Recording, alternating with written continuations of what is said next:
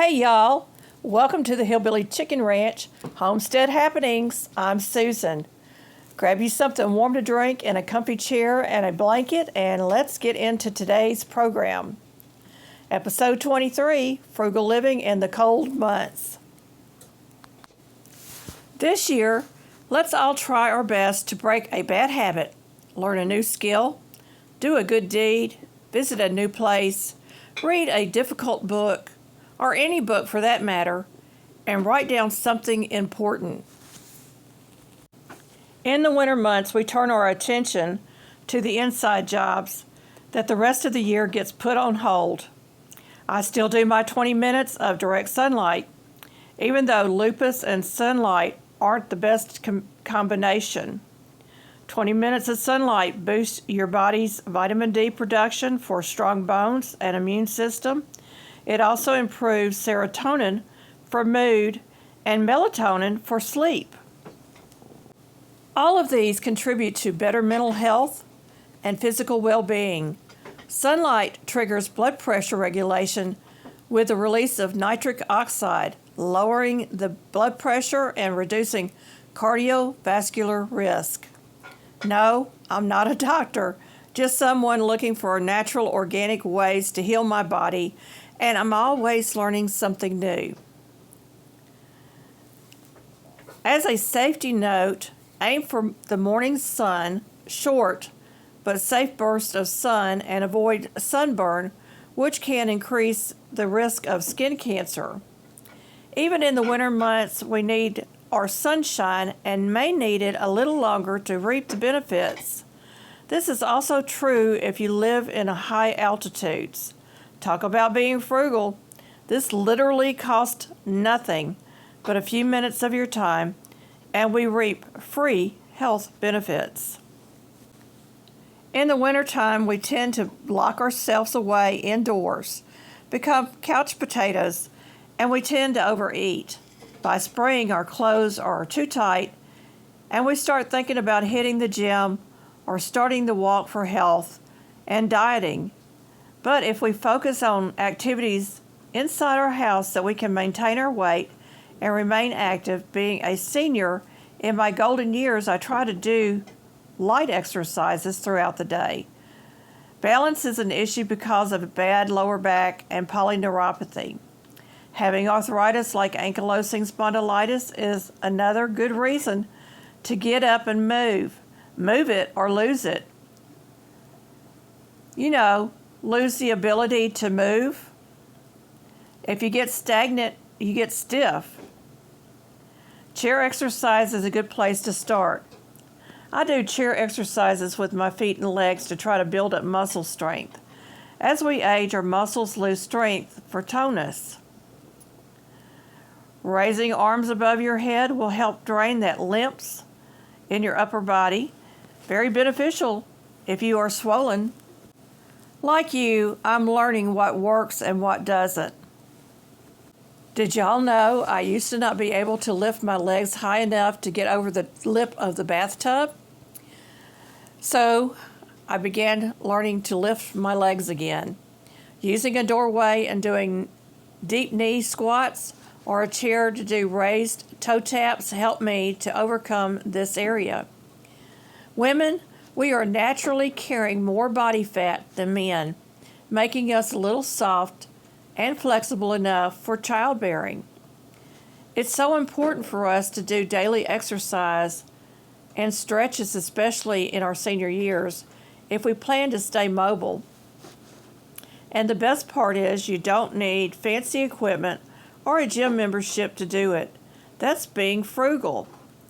We need to slow down and take care of our bodies. We only have one, The Bible also gives us instructions on a healthy body. Beginning with 1 Corinthians 6:19 through 20, King James Version. What? Know ye not that your body is the temple of the Holy Ghost which is in you, which you have of God, and you are not your own? For you are bought with a price. Therefore, glorify God in your body and in your spirit, which is God's. In Proverbs 3, verse 7, it says, Be not wise in thine own eyes. Fear the Lord and depart from evil.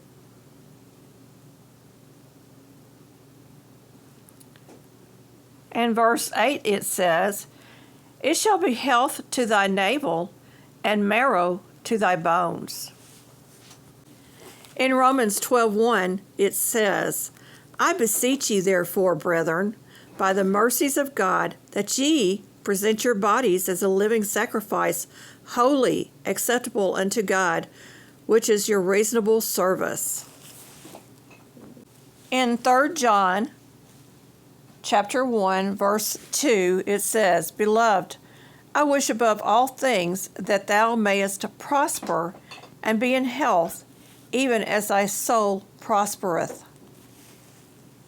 The last verse that I'm sharing today is out of Jeremiah chapter 30, verse 17. For I will restore health unto thee, and I will heal thee of thy wounds. The last Bible verse I'm sharing today is out of Jeremiah chapter 30, verse 17.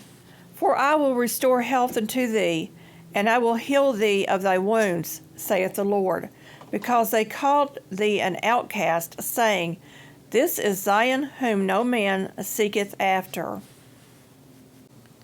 I believe it is a sin to overindulge in foods, although we have a lot of food surrounding me today in my pantry. We don't purposely overeat.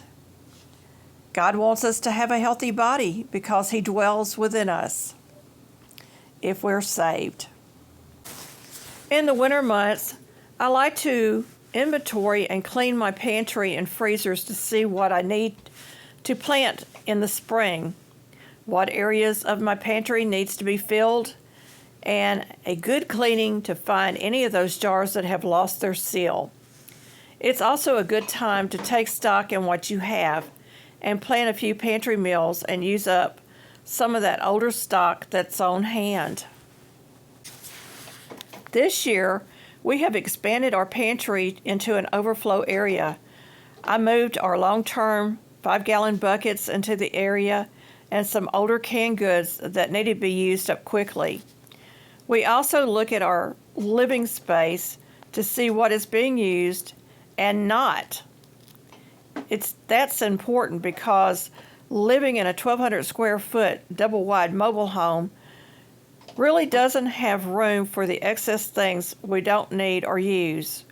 Winter is the perfect time to do some deep decluttering. Our home is prime real estate, and we utilize as much wall space as possible for storage, using shelves and large pieces of furniture that can hold a lot of our belongings. So it's important to keep those areas in check. As a farm wife, I can tell you the work never ends. There's no time to get bored. I can always find a project indoors that needs my full attention. The funny part is the multiple interruptions of the dogs needing to go out, phone calls, unexpected visitors, or multiple bathroom breaks can make a simple project take longer than it should. That's the reality of being a senior citizen. I really have to get my head in the game sometimes to get the job completed. Getting your spouse on board is another issue altogether. Winter slows us down, and I think we need that. Our playful side gets to come out in the winter months. Both my husband and I enjoy board games, card games, and working puzzles. It's good for a change of pace on those long winter days. Working a find a word or crossword or Sudoku is great for the old brain too. Over the years, we have collected a nice array of games and puzzles. We also find a series on Roku to watch. Lately it has been Sue Thomas, FBI, that's EYE by the way, who is deaf but she speaks clearly and has a cute guide dog named Levi as her sidekick. It's clean and yet mystery solving. We also usually watch the Love Comes Softly series on DVD during the winter months. Things that we like to do together. My crafty side comes out also. I love to do artwork, crochet, and sew. So there's usually some projects that need my attention. Since I like being in my kitchen 90% of the time, I like trying new recipes. Recently, for our Room in the Inn day for the homeless men in our community, I found a delicious and easy recipe for chocolate chip oatmeal shortbread cookies. That's a mouthful. Oh my goodness, so many brags on this cookie recipe and so many looking to get a copy of the recipe. Be on the lookout for that recipe in February. Sweethearts Day is just around the corner and it's under a month away. This winter, I'm going room by room and decluttering our tiny home. We've got a long list of goals and I want to get as much done this year as possible. Age is my enemy. In my mind, I'm still 20 and full of life and ideas, but my body is slowing down these days. Whoever thought my senior years would be so active? Literally, I don't think I ever worked this hard at a paying job. My husband's job has slowed down for the winter months too, which led to hours being cut, so we are extra cautious about spending. Thank goodness for our home pantry. The real frugal heartbeat of our home is in the food that we have stored away. Did y'all know the penny is going away in the USA? I laugh at this because I think it's kind of funny. Our Treasury Department is not minting pennies because it costs 5 cents for every single penny to be minted. So some stores are not giving the correct change because they stopped using pennies. Make sure they aren't cheating you. Make them round it up if it's 3 cents difference or higher, or round down if it's under 3 cents, if necessary. But don't let them shortchange you because they'll make thousands of dollars off those penny differences if you let them. One store I recently went to actually still uses pennies, and I congratulated them for not buying into the no pennies scam. Our nation has enough pennies in circulation to last hundreds of years. It's such a silly thing to do away with pennies, in my humble opinion. The frugal saying is, a penny saved is a penny earned. Living frugally doesn't mean we are to do without. Actually, I think we are in a better place mentally and financially. We spend less at the grocery stores because we grow a lot of what we eat. We buy our meat from a local, organic, family-run business and know the quality is much better. We actually don't spend as much on buying meat this way. It's cheaper than the grocery store prices, and it's not filled with unwanted hormones, antibiotics, or fillers. We know exactly how the animals are raised and cared for from start to finish. Do you know where your meat comes from, or how it is processed, or where it came from, what country of origin? We do. We buy it fresh and locally sourced. That helps keep a family in business, and it helps our local economy too. We are also very blessed to have an Amish community and a Mennonite store nearby. We still go to the Amish community during the winter months. It's been a real pleasure getting to know these families and a bigger honor being accepted and invited to some of the homes. Their slower pace of living is so inviting.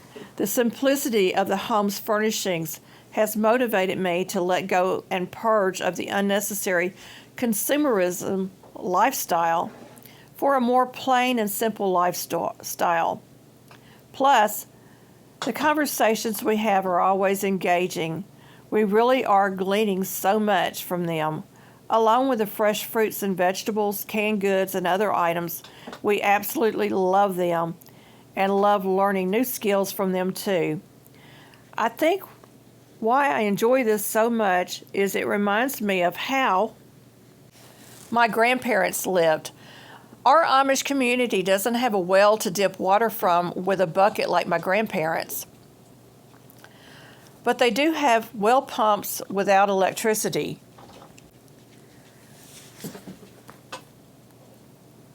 Their make it do attitude and disciplined work ethics are commendable. They are true pioneers of our day, true off-grid life that so many of us homesteaders are striving for. They know how to be prepared to make a living and do it all within their means. They practice skill sets that we take for granted. Recently, one family is building a new home, smaller house for their parents, and the eldest son will take over the larger family home. We've watched them build the home from an empty lot, ground up, complete with a basement and a second story. Honestly, this is why so many people love sheds that they build and sell. Their woodworking craftsmanship is top-notch. They literally can raise a barn in a day. This house started at the end of October, and the parents should be moving in any day now. They sourced most of the materials themselves. The lumber came from their land.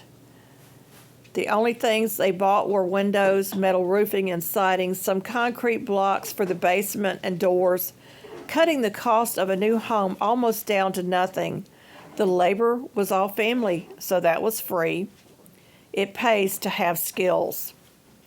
Let me know in comments some of the winter month activities you and your family enjoy. I've started a series on the Resourceful Homestead this year. Let me know if you like it or not. I'm interested in your feedback. Our schedule is full-length videos Monday and Friday, Tuesday podcast, and third Thursday live streams. Be on the lookout for shorts too. Wednesday and Thursday, I'm staying in contact via the community tab. I look forward to having conversations. Did you know that YouTube has created a way for you, the viewer, to ask me questions or make comments through the community tab without dropping something in my post? Just tag my channel. Please be sure to watch my older content if you missed it, as it helps my channel to grow. If you're looking at authentic homestead, look no further.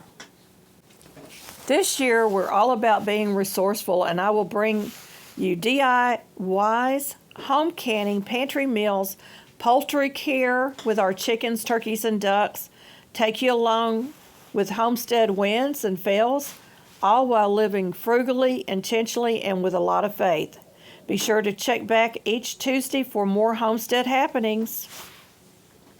Our next podcast will be on January animal care, the unseen work. Let me know in comments ways you stretch meals when fresh produce is limited. What is your use what you have mindset? Ways you lower the cost of heating. What's your favorite go-to winter meals? Here's some content I think you might like. Thank you for visiting our homestead. Don't forget to like, subscribe, comment, hype, and share to help our small channel grow. See you next time for more simple living, frugal tips, and farmyard fun.